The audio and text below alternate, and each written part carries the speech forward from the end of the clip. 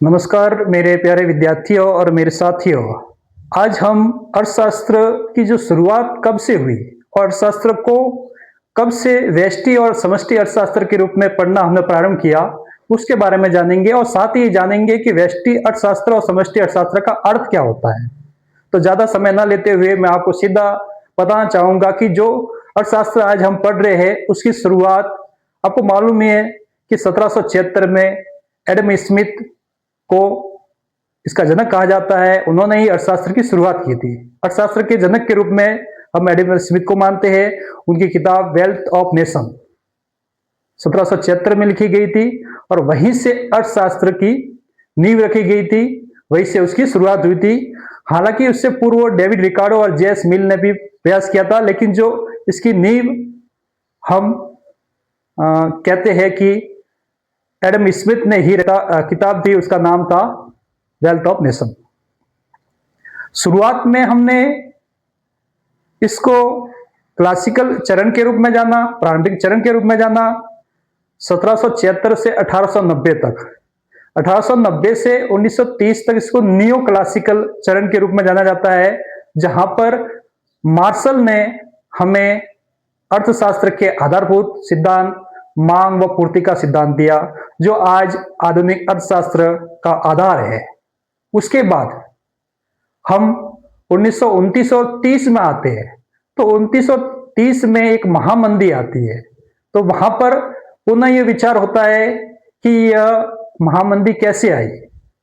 तो इसके पूर्व में यह आपको बताना चाहूंगा कि जब से इस अर्थशास्त्र की शुरुआत हुई, तो उस समय से प्रारंभिक चरण से ही हम उसको से का नियम और पूर्ण रोजगार की अवधारणा को मानकर चलते थे। यह क्या है? जेबी से ने से का नियम दिया था कि अर्थशास्त्र में जो भी हम उत्पादन करते हैं, वो उस उत्पादन से आय होती है और वही आय उत्पादन के साधनों में वितरित की जाती है और उसी साधनों के द्वारा पुनः मांग की जाती है और पुनः उसका उपभोग कर दिया जाता है। अतः कोई भी बेरोजगार नहीं होता है। यदि कुछ परिस्थितियां कुछ समय के लिए अल्प रोजगार की होती है, तो कुछ समय बाद वह स्थिति समाप्त हो जाती है। अतः उनका कहना यही था कि पूर्ण रोजगार की स्थिति बाजार में अर्थव्यवस्था में बनी रहती है। ये कहना था क्लासिकल थ्योरी वाले विचारधारा वाले अर्थशास्त्रियों का, और वह चरण था, हम मान सकते हैं 1776 से लगाकर 1929-30 तक, जिसमें शुरुआत में हम एडम स्मिथ को मानते हैं, डेविड रिकार्डो और जेएस मिल। फिर 1890 में मार्शल आए, उन्होंने भी उसी विचारधारा को आगे बढ़ाया। लेकिन फिर ये महामंदी कैसे आई? यदि कोई भी अर्थशास्त्र अच्छी तरीके से प्रतिपादित हुआ है, उसका विकास हुआ है, वह प्रासंगिक है, तो अर्थव्यवस्था में संतुलन बना रहना चाहिए। लेकिन 1929 और 30 में वापस विचार करने के लिए मजबूर कर दिया गया कि हमें और अध्ययन की आवश्यकता है। व्यष्टि अर्थशास्त्र में केवल हम व्यक्तिगत अध्ययन कर देते। एक फर्म अपने उत्पादन, अपनी आर्थिक क्रियाओं पर ध्यान देती थी और कैसे उसका उत्पादन कर वस्तुओं को समाज में बांटकर, उत्पादन के साधनों में बांटकर अपनी आय कमाती थी और समाज का भला करती थी। उसके अनुसार कुछ परिस्थितियां यदि ऐसी होती है तो समय के साथ में वह वापस समाप्त हो जाती है, अर्थात अर्थव्यवस्था हमेशा संतुलन में बनी रहती है, पूर्ण रोजगार की स्थिति बनी रहती है। यदि ऐसा होता तो 1929 और 30 में एक महामंदी आई थी। 1929 और 30 में आई, इसलिए उसको हम तीसा की महामंदी कहते हैं। वहां तक हम केवल व्यष्टि अर्थशास्त्र ही पढ़ते थे, व्यक्तिगत अध्ययन ही पढ़ते थे, समष्टि अर्थशास्त्र का। तो यहां पर मैं कहना चाहूंगा कि 1929 और 30 में हम जब आते हैं, तब हम और अध्ययन की ओर जाते हैं कि ऐसा क्यों हुआ, ये महामंदी क्यों आई। तो उसी समय एक अर्थशास्त्री थे रेगनर फ्रिश, जिन्होंने सर्वप्रथम 1933 में व्यष्टि और समष्टि दो शब्दों का प्रयोग किया था। दो अर्थशास्त्र दिए थे, व्यष्टि अर्थशास्त्र और समष्टि अर्थशास्त्र। ये जो व्यष्टि शब्द और समष्टि शब्द किसने दिया था? तो रेगनर फ्रिस ने। लेकिन समष्टि अर्थशास्त्र के जनक जेएम कीन्स को माना जाता है, जॉन मेनार्ड कीन्स। उन्होंने 1936 में अपनी किताब the employment can say the general theory of employment interest and money, वो किताब लिखी। उसमें उन्होंने समष्टि अर्थशास्त्र का उदय किया, समष्टि अर्थशास्त्र को बताया, प्रतिपादित किया। उन्होंने बताया कि हमें व्यक्तिगत इकाइयों के योग का अध्ययन करना है, उसके समूह का अध्ययन करना है, अर्थात हमें पूरे संपूर्ण अर्थव्यवस्था के स्तर पर अध्ययन करना है, अर्थात हमें समष्टि स्तर पर, समग्र स्तर पर, संपूर्ण अर्थव्यवस्था के स्तर पर हमें अर्थव्यवस्था का अध्ययन करना चाहिए। तो उन्होंने अपनी सर्वप्रथम 1936 में किताब लिखी थी the general theory of employment interest and money. उसमें उन्होंने समष्टि अर्थशास्त्र के बारे में सर्वप्रथम बताया था। तो आपको यहां ध्यान रखना है कि समष्टि अर्थशास्त्र है, उसके जनक JM Keynes, John Maynard Keynes को माना जाता है। व्यष्टि और समष्टि जो शब्द है, व्यष्टि अर्थशास्त्र और समष्टि अर्थशास्त्र के, वो सर्वप्रथम रेगनर फ्रिस ने 1933 में दिए थे।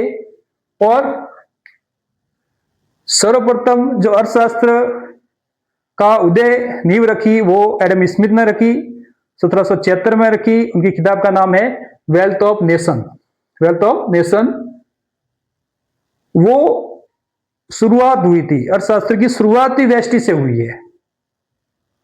उसके बाद 1890 में मार्शल ने अपना दृष्टिकोण दिया, जिसमें मांग और पूर्ति के सिद्धांतों का प्रतिपादन किया। उन्होंने अपनी एक किताब the principle of economics, principle of economics 1890 में लिखी। और जैसे उस युग को हम नियो क्लासिकल युग कहते हैं, नव परंपरागत युग, और ये क्लासिकल युग था। उसके बाद हम 1929 और 30 में आते हैं, तो वहां पर 1933 में रेगनर फ्रिस दो शब्द देते हैं, व्यष्टि और समष्टि। उसके बाद 1936 में the general theory of employment interest and money John Maynard Keynes के द्वारा लिखी जाती है, और उसमें सर्वप्रथम समष्टि अर्थशास्त्र के बारे में बताया जाता है।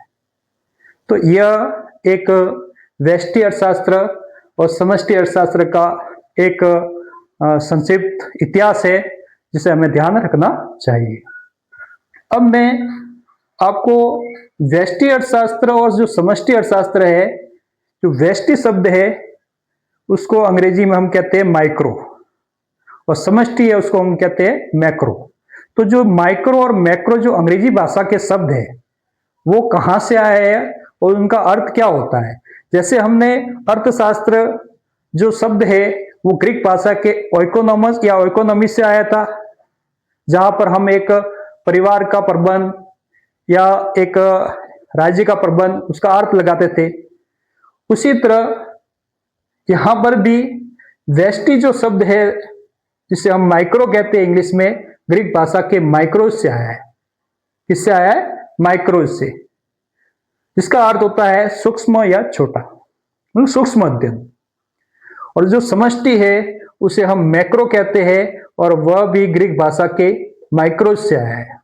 यहां पर माइक्रोज की जगह मैक्रोज लिखना पड़ेगा, मैक्रोज, ये करना है। ये माइक्रोज है, ये मैक्रोज है। मैक्रोज से आया है, जिसका अर्थ होता है व्यापक, जिसका अर्थ होता है व्यापक या बड़ा। अब आपको यह भी ध्यान रखना है कि जो व्यष्टि शब्द है वो कौन सी भाषा से आया है, उसका क्या अर्थ है। जैसे माइक्रो है, व्यष्टि है, वो माइक्रो से आया है, वहां पर आपको के लगा के अंत में एस लगाना है, जिसका अर्थ होता है सूक्ष्म या छोटा। और जो समष्टि है उसे अंग्रेजी में हम मैक्रो कहते हैं, वो मैक्रो से आया है। वहां पर भी आपको क्या करना है, केवल के लगाना है और एस लगाना है, मैक्रोज और माइक्रोज। तो इसका अर्थ होता है व्यापक या बड़ा। तो इस तरीके से हमने ये जाना कि व्यष्टि और जो समष्टि है वो कौन सी भाषा से शब्द से आया है, उसका बेसिक अर्थ क्या है, उसका मूल अर्थ क्या है। अब मैं आपको आगे बताना चाहूंगा कि व्यष्टि का अर्थ क्या होता है, व्यष्टि अर्थशास्त्र का अर्थ क्या है और समष्टि का अर्थ क्या, मतलब व्यष्टि अर्थशास्त्र किसे कहते हैं और समष्टि अर्थशास्त्र किसे कहते हैं।